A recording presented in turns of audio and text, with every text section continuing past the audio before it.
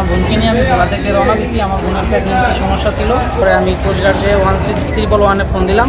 পরে ওনারা দ্রুত গিয়ে বোট থেকে নামে আমাদেরকে গাড়ির ব্যবস্থা করে আমাদেরকে গাড়ি তুলে দিয়েছে। কোস্টগার্ডের এই কাজটির জন্য খুবই কৃতজ্ঞতা।